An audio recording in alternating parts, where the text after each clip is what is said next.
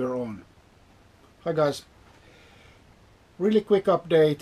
I got myself some mail today, so let's look what in there. Before we do that, I'll explain. I used to brew in one of these.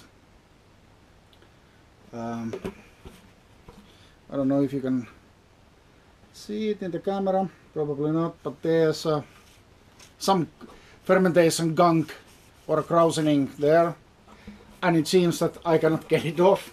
I use usually PPW to rinse it off and maybe soak a little bit, and if that doesn't help, then I use Chemipro caustic.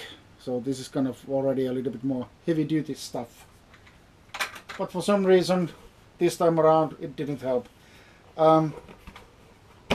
This baby is manufactured from PET, which is the same plastic that your average soda bottle are made as well. It's good, it's durable fairly, and it's yeah, easy to clean obviously to a point. But the thing is that you cannot put anything inside to scrape. First of all, it's difficult because of the opening, obviously, and you need a specialty brush to get to the gunk.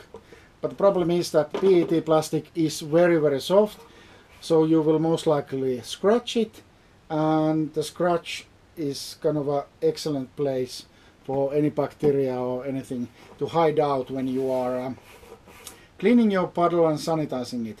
So that's something that we don't want, and the rule of thumb is that don't put anything inside there except liquids.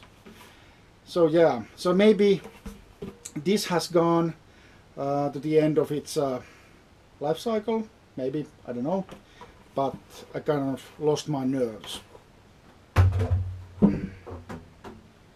After that, I went to a fermenter called FerMonster. This has been, in fact, relatively good. Look at the opening. Yeah, so this is completely something different. It works quite nicely. You don't want to put a brush. We are still talking about PET, and this is in fact very thin material. I think you can more easily recognize this when I put the cap on.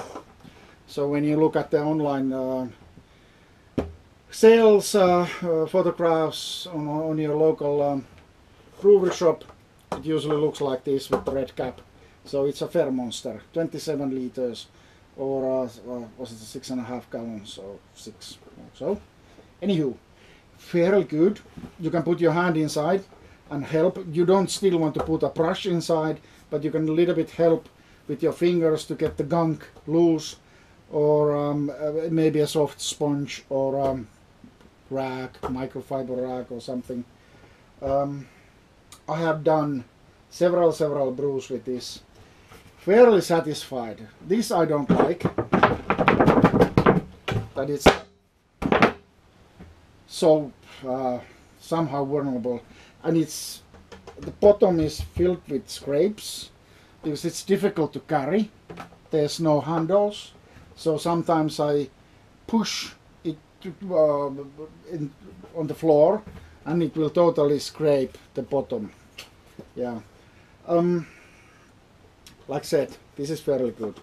It didn't have a faucet, but I did install one there from a regular brewing bucket.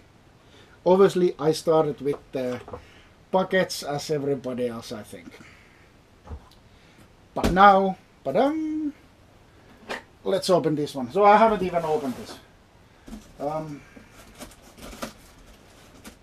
I didn't go to stainless steel only for one reason, and that's money.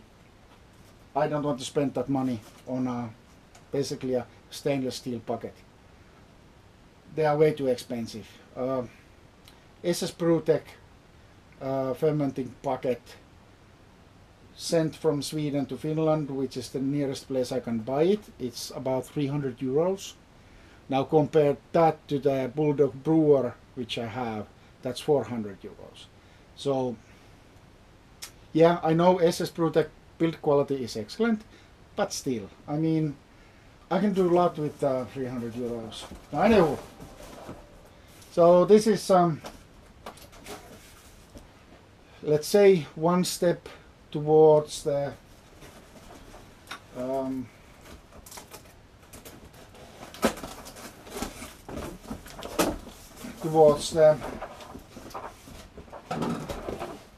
brew bucket or similar stainless steel vessel. But this, okay,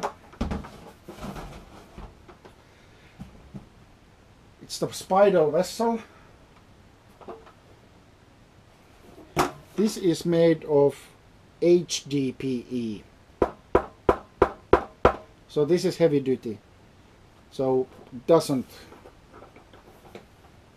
do what the FerMonster does, and it has handles which can in fact sustain lifting this when it's full. Small mistake from the brewery shop. It seems that all the accessories are in the vessel. I wouldn't like that because that can potentially scratch the inside of this. So this I most likely will send some feedback to them that this is totally wrong. That shouldn't be the case. But it doesn't scratch that easily. It has a place for a faucet. It comes supplied with a one, and if you want to spend some extra cash, you can get this faucet also in stainless steel. Most likely I will do that upgrade at some point. As you saw, it comes with a blind cap as well. Well, that went there. But anyway, I think it's going to be handy when washing this, so you can rinse it and just dismantle the faucet and put that into a soak. Top lid, 2 parts.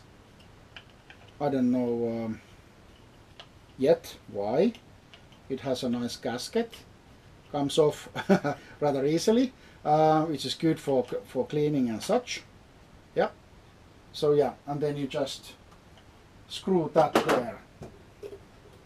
And the biggest airlock I have ever seen in home brewery scale, I think. So yeah, what can I say? I will have a crack with it. I will brew a beer during this weekend and put this into use. If I'm satisfied, I'm going to have another one of these. I'm just going to discontinue using my current fermenters. One thing I noticed that this I kind of like. This is the cap for the carboy.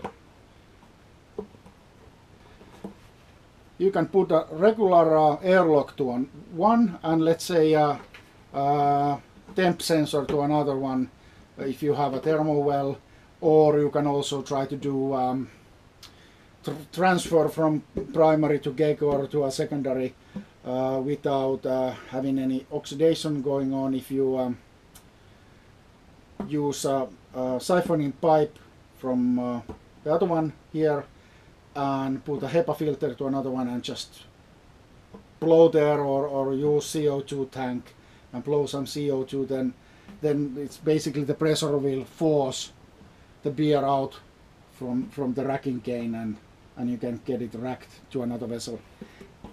But I have heard that in fact this goes pretty nicely here as well. I think it feels looser than it's that isn't most likely going to be airtight. No, it's not. Yeah, I read somewhere that this is kind of a